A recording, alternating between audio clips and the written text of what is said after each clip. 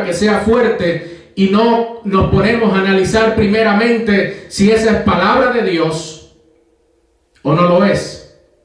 Y comenzamos a proferir en contra de ese hermano o ese predicador o esa hermana, o sea quien le ha dado la palabra. Comienza usted a despedazar, aleluya, la palabra que le han dado, sin ni siquiera ponerse primero que nada a consultar si es palabra de Dios. Porque si es palabra de Dios la que usted recibió, pues insultarme a mí no le va a servir de nada. Atacarme a mí no le va a servir de nada. Ignorarme a mí no le va a servir de nada. Porque el que le dio la palabra fue Dios a través de ese hermano o esa hermana. Por eso es que es importante primero que nada escudriñar para ver si realmente la palabra viene o no viene de Dios. Estos de los que nos habla la Biblia, tanto el sacerdote Pasur como el pueblo de Dios, parece que no entendían ese principio. Se dedicaban a atacar al profeta Jeremías a tal grado que era inconcebible que los mismos hijos de Dios estuvieran atacando a un profeta de Dios de la manera como lo estaban atacando. Jeremías nos describe en los versículos todo lo que estaba haciendo el pueblo de Dios y nos describe unas cuantas cosas que me parece son importantes. Y permítame decirle que todavía vemos este tipo de comportamiento dentro del pueblo de Dios. Primero que nada, el profeta Jeremías nos cuenta que fue objeto de que le ridiculizaran y de que se burlaran de él de una forma humillante. Eso es lo que significa escarnio, una burla humillante. Se burlaban de él porque no le gustaba lo que decía y mucho menos lo que hacía. Se reían del profeta y lo menospreciaban. Se burlaban por su manera de predicar. El profeta Jeremías era un predicador vehemente. Eso quiere decir que era un predicador ardiente y lleno de pasión. Yo escucho gente todavía que se burlan de aquellos que son bien apasionados y bien vehementes en la casa de Dios hoy día. Se burlaban por la materia de su predicación. El profeta Jeremías predicaba un mensaje en el cual hablaba de la violencia y destrucción que vendría contra el pueblo que le estaba dando las espaldas a Dios. Y en vez de aceptar y analizar la palabra, se volcaban contra él, se burlaban de él. También nos dice el profeta Jeremías en sus textos bíblicos que conspiraban contra él y maquinaban su ruina. Cuando uno lee esos versos, uno piensa, ¿serán gente que no creen en Dios? Que lo quieren matar, que lo quieren destruir, que lo quieren aniquilar, que lo quieren sacar del templo. Pero no eran de afuera. Era el pueblo de Dios. Era el pueblo de Dios el que hablaba a las espaldas del profeta Jeremías. Y el profeta escuchaba la murmuración de muchos, incluyendo la de aquellos que decían ser sus amigos. Buscaban acusarle y hasta vengarse de él. Esa era la audiencia con la que contaba el profeta Jeremías en el tiempo cuando Dios lo llamó a predicar y a profetizar. ¿Se imagina la clase de controversia que tendría en el corazón el profeta Jeremías, saliendo todos los días a hablar palabra de Dios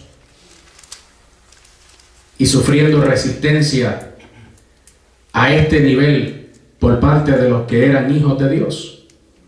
Los que debían recibir la palabra resultaba que eran los más fieles opositores a lo que él estaba diciendo. Es de ahí que podemos entender el nivel y el grado de controversia por la que estaba viviendo el profeta Jeremías. Él era un fiel siervo de Dios que estaba haciendo todo cuanto Dios le había pedido que hiciera. pero que se veía traicionado por sus propios amigos y por el mismo pueblo de Dios. Y quizás en este momento, y es la pregunta hipotética que nos hacemos, quizás hayan personas en la casa de Dios que puedan relacionarse con el profeta Jeremías en estos días. Nadie tiene que levantar la mano, pero yo sé que hay hermanos en la casa de Dios, en esta y en muchas, que se pueden relacionar con ese trato que recibió el profeta Jeremías. Que cuando dan las espaldas la gente murmura de ellos. Que cuando salen del templo toman el teléfono y comienzan a hablar del hermano o de la hermana.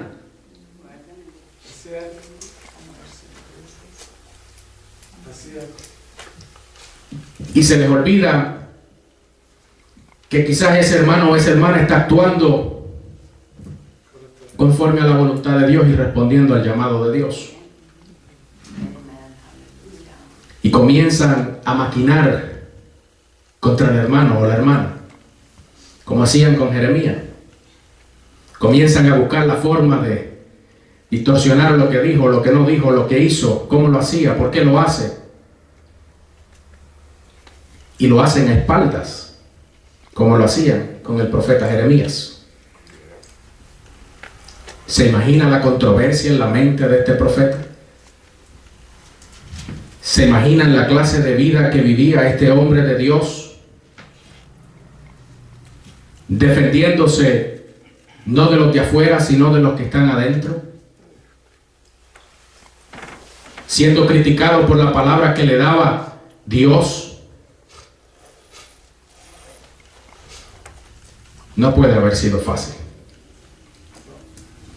Quizás haya usted en algún momento escuchado murmuraciones en contra suya por parte de personas que dicen llamarse sus amigos, o quizás hasta sus propios familiares, de aquellos que cuando usted estaba en el mundo, para aquellos que estuvieron en el mundo por un periodo largo y luego se convirtieron al Señor y comenzaban a compartir con sus viejas amistades, lo rechazaban.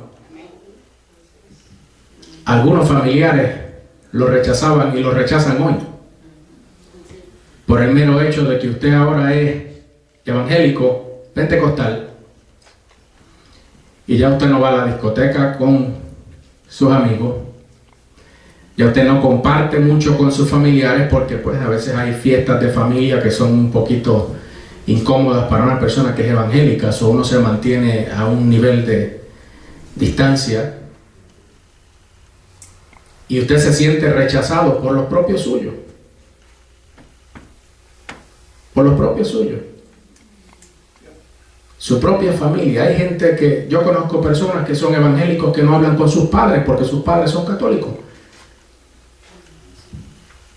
O porque son espiritistas, o porque son santeros, o porque son cualquier otra religión. Yo soy bautista, o tú eres adventista, tú eres pentecostal, y ustedes están locos y no se hablan. Familia, sangre, y amigos que ya no te llaman, que no te procuran, todo porque tú ahora eres evangélico.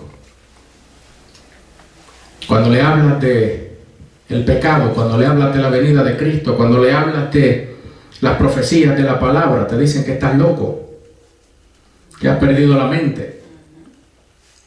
Te rechazan. Y a veces hasta en la misma iglesia.